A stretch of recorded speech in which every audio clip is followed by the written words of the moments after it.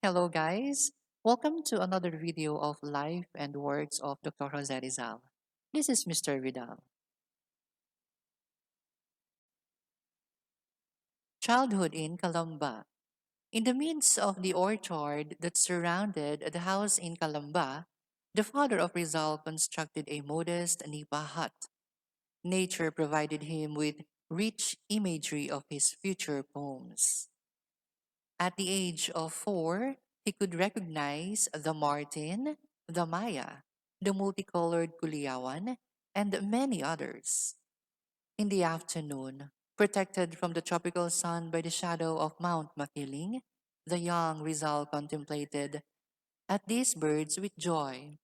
How happy he was in that communion with nature. His mother nurtured his mind, equipped with a great capacity for assimilation and with exceptional intelligence. She taught him how to read and write. She inculcated him in a sense of duty. She corrected his faults, especially his obstinacy. To accomplish this, she used parables, which Jose, like other children, loved to listen to. At the end of each parable, the mother explaining the symbolism brought out a moral lesson. In his hours of leisure, he would return to the orchard where the study of insects held his interest. Since childhood, hobbies are usually those that last. Jose retained his inclination to botany and zoology in his lifetime. Rizal continued making progress in his duties and studies. Before the age of 3, he could recite the alphabet. He paid great attention to the lessons that his sisters received from their tutors. This great diligence was not forced on him by his mother. It was he, himself, who evinced an innate curiosity for the interest in learning. In Calamba, he learned how to write. It is said that his father paid an old man to teach him the elements of Latin. The classes lasted only 5 months owing to the death of the old man. He went to a school in Calamba, but after a short time it was clear that he had learned all there was to learn from his school teacher. He was made to stop going to school. He was at the time 7 years old. In 1868, shortly after the birth of Trinidad, Jose made his first trip to Manila. Part of the trip was by boat across the Laguna de Bay, and it provided him with a new and much faceted experience, which 10 years later he captured in poetic prose. He also went to visit the Virgin of Antipolo in fulfillment of a promise made by his mother on the day he was born. Binyan.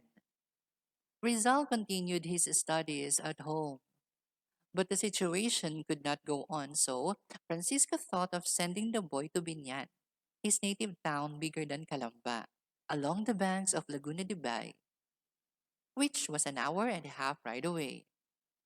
The teachers in Binyan would be more capable to teach him. He was at the time 9 years old. It was the first time that he was separated from his family. Accompanied by Pasiano, he left for Binyan one Sunday, arriving there at sundown. They went to their aunt's house where Rizal was to board, together with 6 other relatives. Pasiano introduced him to his teacher, who was his tutor before. When the teacher asked Rizal whether he spoke Spanish, Rizal answered, "A little, sir." This prompted one of his co-students, Pedro, to make fun of him. Rizal, although smaller and younger, challenged him to a fight after class. He himself admitted that he won by sheer luck. He gained a reputation of being small but strong, but his fame did not last long. Occasionally, he would take a trip to Calamba, but not as often as he wished. He was not happy in Binyan. The stronger reason was that he was homesick for his town and family. However, being a fervent Catholic, he invoked the Virgin of Binyan to intercede for his return to Calamba. By about the middle of 1870, he received a letter from home announcing that the boat Talim would pass for him on his return home. Not only was he going home, but he was also going by boat, an experience he had never had before. Rizal spent Christmas with his family, and there it was decided that he would not return to Binyan. While waiting for the month of June, when he would enroll for his secondary school in Manila, they provided him with another professor with whom he did not learn anything except the multiplication table.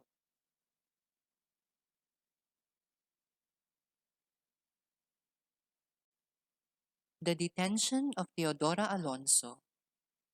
While Rizal, happy in his family, awaited for the month of July to go to school in Manila, something happened that darkened the life in that home. Jose Alberto, cousin of Theodora, was one of the richest and wealthiest in Binyan. Upon his return from a trip to Europe, he came home to find his wife gone and his children abandoned. To all appearances, she had been unfaithful to him.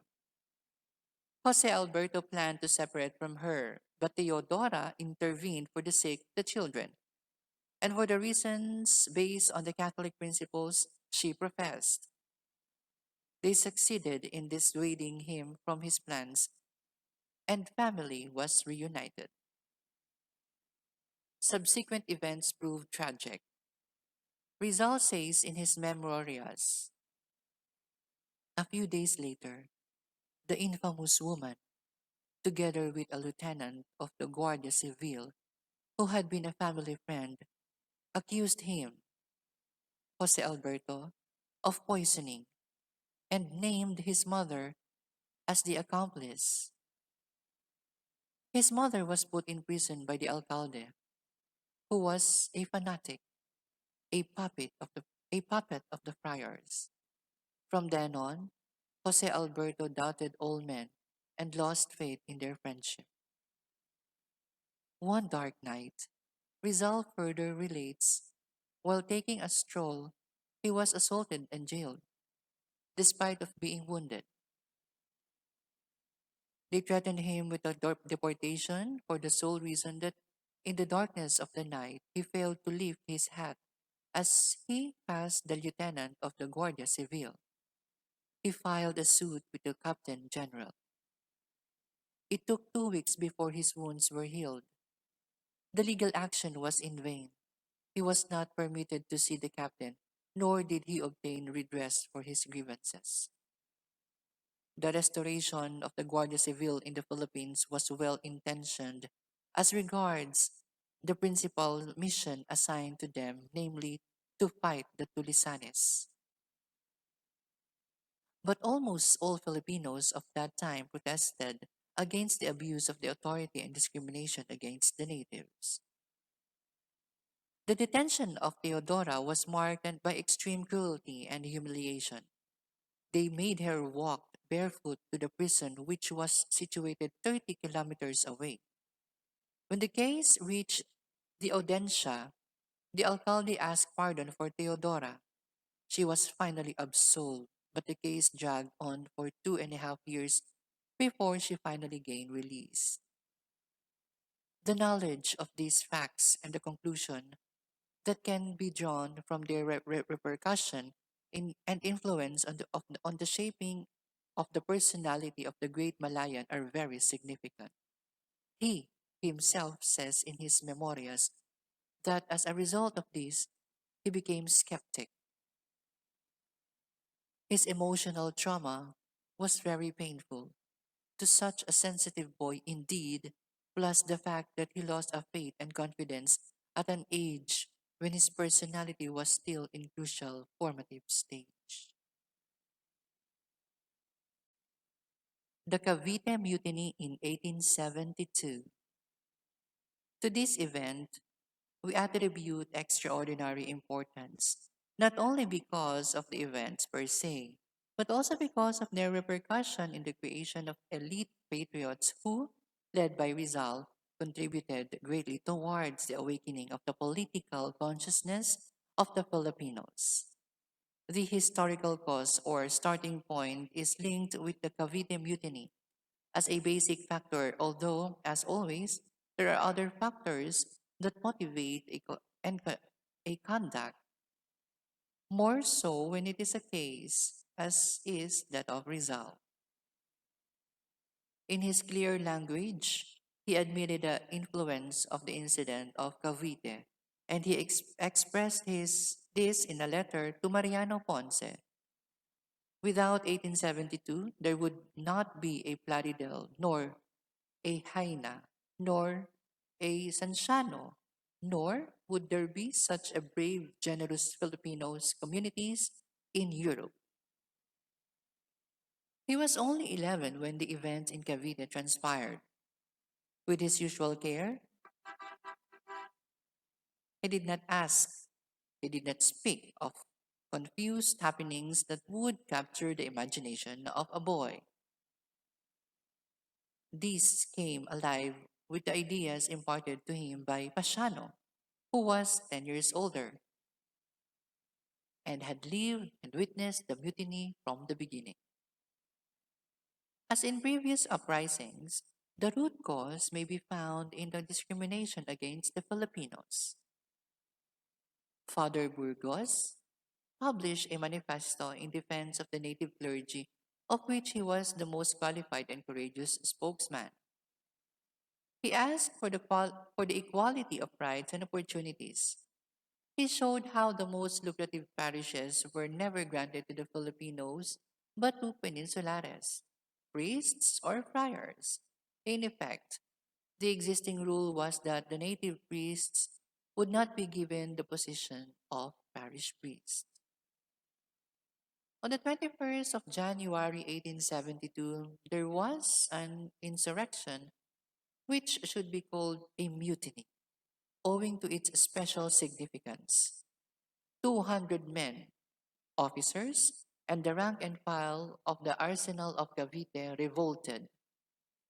The military character of the rebels and the proximity to Manila and to Manila Bay drew attention to the mutiny. Very soon came the repression, as it was not only limited to those who took active part in the mutiny, but was also extended to those who were known to have worked in the propaganda for the political enlightenment of the Filipinos.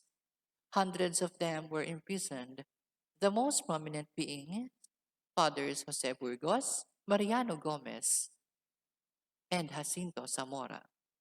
Although their participation in the mutiny was not proven, the accused were summoned before the Council of War and were condemned to death. The execution took place in Bagong Bayan, and the garrote was used.